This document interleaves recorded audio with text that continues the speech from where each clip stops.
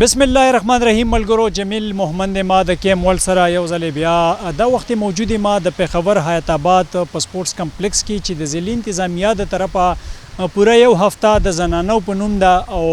مختلف تقریبونه به کېږي دلته سټالونه هم لګېدلي دي تاسو ولیدل زنانه هم راغلي دي په ډېر تعداد کې او انتظامی افسران هم موجود دي او د دې مقصد هم دغه دی چې د خیبر پښتونخوا او د پیښور د مختلفو سیمو چې کومې زنانه دي هغه با اختیاره کړی شي دا وخت څومره ضرورت دی دا خبره ته په خپله زنانه د هغوی زباني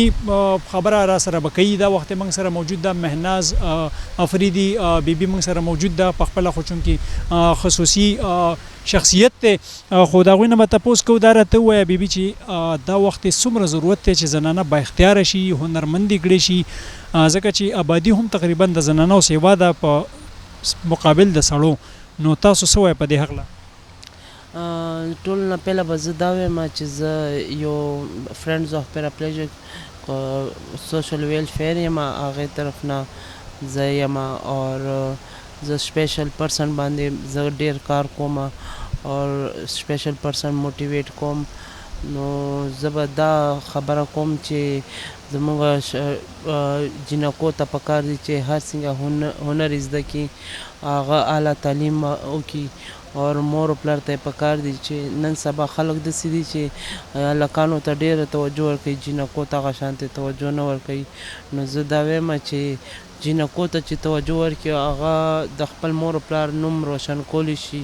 اور سبا هغه واده شي د بل کور هم پې ښه آبادېدی شي چې یو اعلی ایجوکیټ جینۍ یا څه هنرمند دی نو هغه خپل بچو خیال هم ساتلی شي د ځان خیال هم ساتلی شي ټول ټایم یو شانتي نه وي که نه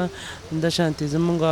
ډېر داسې اکسیډنټ وشي سپاینل کارډ شي داسې شي نو لکه سم خاوند به وي خدا نخواسته هغه ډسیبل شي جینۍ خپل لاس کې دومره هنر وي دومره ایجوکیټ وي چې هغه خپل بچی خپل خاوند بیا ساتلی شي نو که جینۍ هم تعلیم یافته نه وي اور ایجوکیټ نه وي اور څه هنر ورسره نه وي او داسې خدا نخواسته څه حادثه وشي نو د دواړو زندګي بیا خرابوي که سړی هر څومره تکړه وي او هغه سپاینل کارډ شي نو هغه هم ورته په کور کې پروت وي بیا نو جینۍ هم بیا څه نشي کولی نو زندګي بیا ډېره خرابه ځي نو زه به دا وایم چې څومره په جینکو باندې کار وکولی شي نو ډېره ښه ده مونږ ته پکار دي چې مونږ یو بل جینکې راوباسو اور څه نه څه هنر ورکړو پکار دی چې نور هم د هنر ډېر شي او فری ادارې د فری کورسونه ورباندې وکړی شي ډفرنټ کورسز دي د جولري شو فیشن ډیزاینینګ هر یو کورسز چې دی هغو ته چې اویلیبل شي او الټا ورته چې د آنې جانې کرایه چې میلاویږي میډم تاسو څه ګڼئ چې د که دا سټالونو کې تاسو خپل وکتل مختلف قسمه سامانونه کپړې شولې یا نور داسې د لاس جوړ شوي سامانونه تاسو وکتل زنانه د معاشرې په ترقۍ کې د څومره حده پورې کردار ادا کولی شي چې معاشره ترقي وکړي خوشحالي راشي هلته په دې هکله تاسو ووایئ چې څومره حده پورې دوی ته د هنر ورکولو ضرورت دی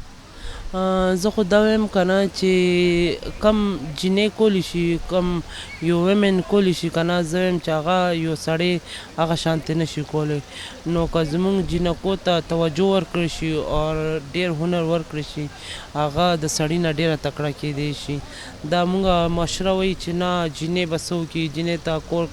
کور کې د ناستې هغه ته څه ضرورت دی چې هغه څه کار زده کړي یا څه به وکړي څه به کور کې به ناستې دا لوښي به وینځي دا کارونه به کوي نو دا یو غلطه خبره ده جینۍ چې څه کولی شي هغه سړی نه شي کولی سړی که بهر پیسه ګټي را دې شي کور کې د کار وکړي ماشومان دې سنبال کړي نو زه به بیا ومنمه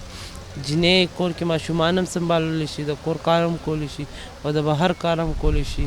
نو زه خو دا وایم چې یو جینۍ کم کار کولی شي هغه یو هلک نه شي کولی جی بالکل یقینا تاسو خبرې واورېدې د مهناز افریدي بیبي دا په خپله یو خصوصي شخصیت هم دی د دې باوجود هم په معاشره کې ډېره زیاته منډه ترړه وهي د نورو زنانو دپاره د نورو چې هغه خلک چې کوم خصوصي خلک دي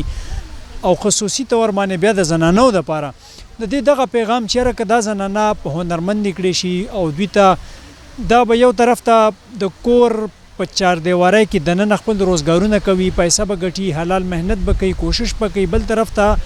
د غیر ضروري قیسې چې کومې دي یا خبرې د هغې نه به بچ وي د هغوی وختونه به قیمتي شي دا د بي پیغام او د سره موږ خصوصي نشست هم په دې موقع واغسته یقینا ځلې انتظامیه هم په دې وخت کوشش کوي چې خواتین به اختیار شي زنانه